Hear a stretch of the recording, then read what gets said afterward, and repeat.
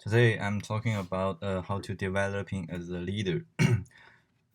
Firstly, I interviewed Zhang, who is a sales team leader at Jiangsu Yabang Paramedical Corps Ltd, which located in number 66 Changzhou West Road, Changhong West Road, Wujing Economic Development Zone, Changzhou City.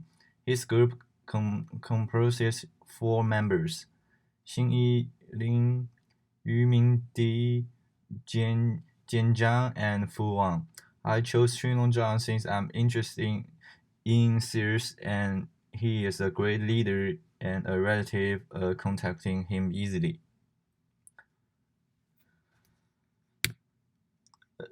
Next, I'm talking about how to motivate others. At this perspective, I would like to explore the way that leaders motivate workers, and I aspire to be a motivational leader. The topic is also applicable to the daily life activities. After completing the project, I expect to gain working experience, understand different means of motivating employees, and have improved communication skills.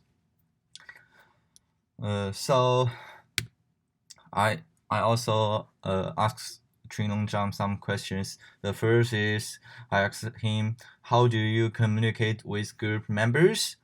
And Zhang said, "I mainly communicate with them through email and face-to-face meetings. Whenever he have an important business idea, he send an email to all members and request them to share their opinions.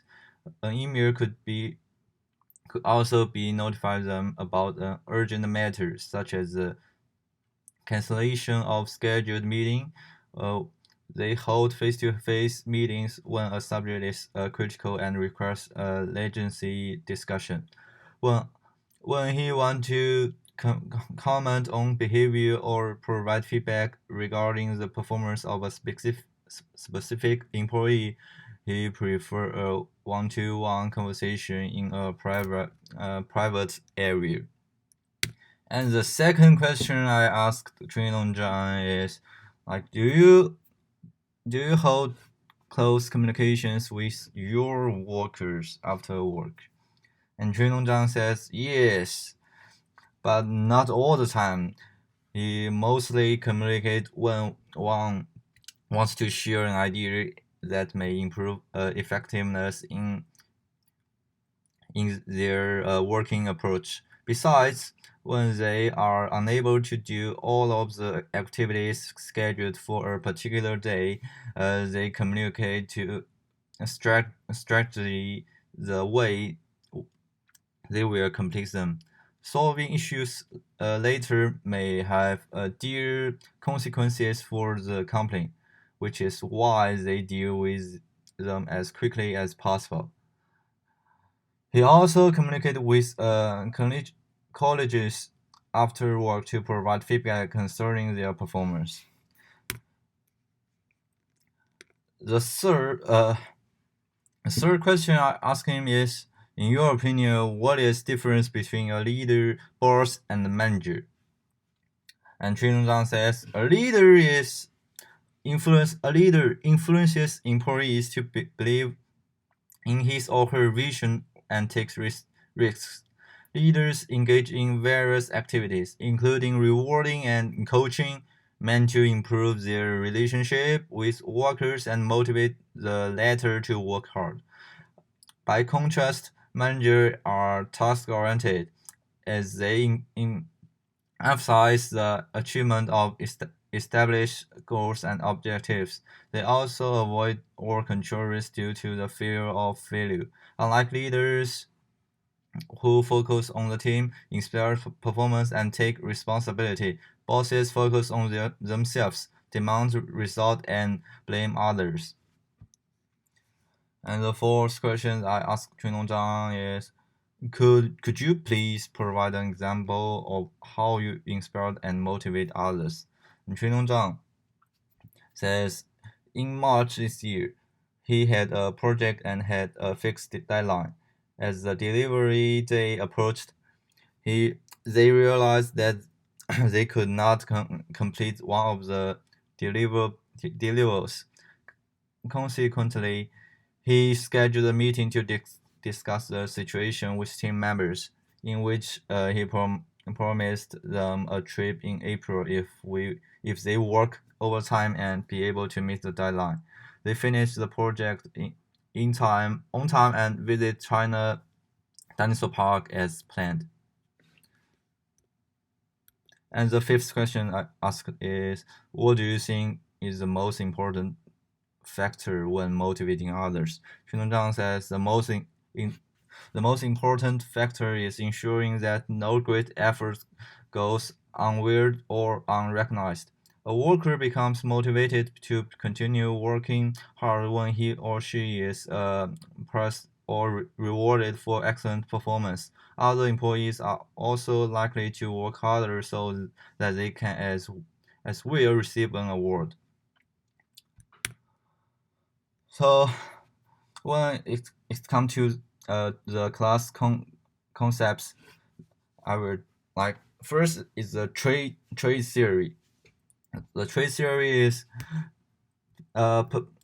presumes that leaders have intimate characteristics that differentiate them from other people and make them suitable for leadership. According to who makes a good leader, if effective leaders are courageous, decisive, trustworthy, action-oriented, motivational, flexible, and skillful in dealing with people. Based on theory, Qinlong Zhang is an effective leader as he motivates the team members and is component in dealing with them. And the other conception is transactional leadership. Transactional leadership assumes that employees need close motivating when doing work as they are not self-motivated. Bess explains that transactional leaders reward a worker for excellent performance and punish him or her for misconduct. They also provide opportunities for employees to make decisions due to the transactional and transformational leadership. Xunong Zhang can be considered a transactional leader as he rewards team members when they perform well and allows them to participate in decision making by sharing their options through email. And the other I will talk about is Fielder's contingency theory.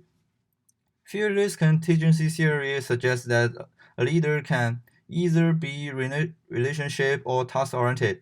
The former emphasizes associations with employee and attains a high least preferred co-worker score, where the latter provides the accomplishment of tasks and achieves a low score. Junong Zhang is task-oriented since he focused more on completion of tasks than relationships with team members.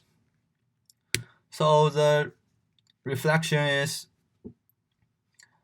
I learned that one should deal with issues as they arise, since postponement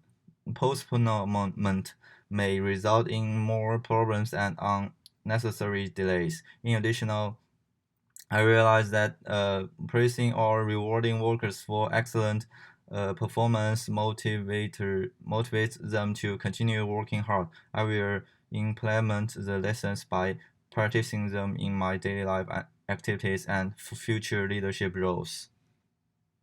And thank you.